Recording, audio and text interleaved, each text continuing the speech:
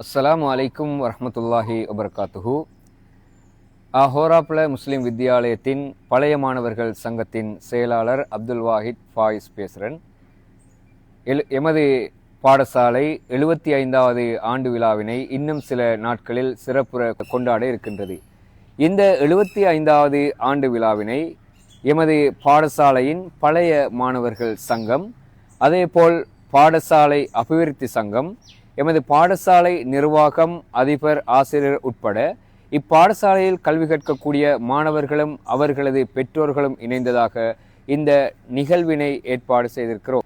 மேலும் எமது ஹோராப்ல மற்றும் பஹலகமையில் இயங்கக்கூடிய பள்ளிவாசல் நிர்வாகம், அந்த நிர்வாக அங்கத்தவர்கள், அத்துடன் ஜனாசா சங்க உறுப்பினர்கள், அத்துடன் எமது ஊரில் இயங்கக்கூடிய சமூக சேவை அமைப்புகளான எமது ஊரில் பல சமூக சேவைகளை செய்யக்கூடிய அல்பலா டிஎக்ஸ் சமூக முன்னேற்ற கழகம், விளையாட்டில் சாதிக்கக்கூடிய யங் ஸ்டார் விளையாட்டுக் கழகம், அத்தோடு எமது பாடசாலைக்கு பல சேவைகளை செய்த United sports and charity forum, அதேபோல் மகளிர் சங்கம், அனைத்து சங்கங்களும் இணைந்ததாக எமது 75வது ஆண்டு விழாவினை எமது பாடசாலை மைதானத்தில் மிக விமர்சையாகவும் பிரம்மாண்டமாகவும் கொண்டாட இருக்கின்றோம்.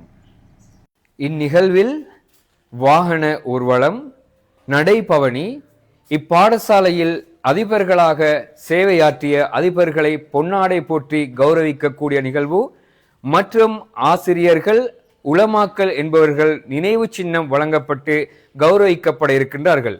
இந்த நிகழ்வின் அடுத்த ஒரு அம்சமாக இந்த பாடசாலையின் பாடத்திட்டத்திற்கு அமைவாக உள்ள உணவு திருவிழாவும் 75வது ஆண்டு விழா மைதானத்தில் மிக சிறப்பாக ஏற்பாடு செய்யப்பட்டுள்ளது.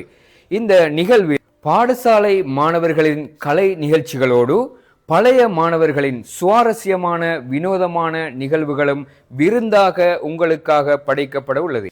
எனவே இந்த 75வது ஆண்டு விழாவில் எமது பாடசாலையில் கல்வி கற்ற அனைத்து மாணவர்களும் உலகில் எப்பாகத்தில் இருந்தாலும் உங்கள் அனைவரையும் இந்த நிகழ்வில் ஹோராப்ல பாடசாலை மைதானத்தில் அனைவரையும் ஒன்றிணைத்துக் கொண்டு இந்த நிகழ்வை மிக கோலாகலமாக செய்வதற்கு உங்கள் அனைவரையும் நாங்கள் இந்த நிகழ்வில் சங்கமித்து உங்கள் பழைய நண்பர்களை, உங்கள் பழைய ஆசிரியர்களை, நீங்கள் கற்ற பாடசாலையை மீள நினைவுபடுத்துவதற்காக வேண்டி உங்கள் அனைவரையும் இந்நிகழ்வுக்கு நாங்கள் அன்போடு அழைக்கின்றோம்.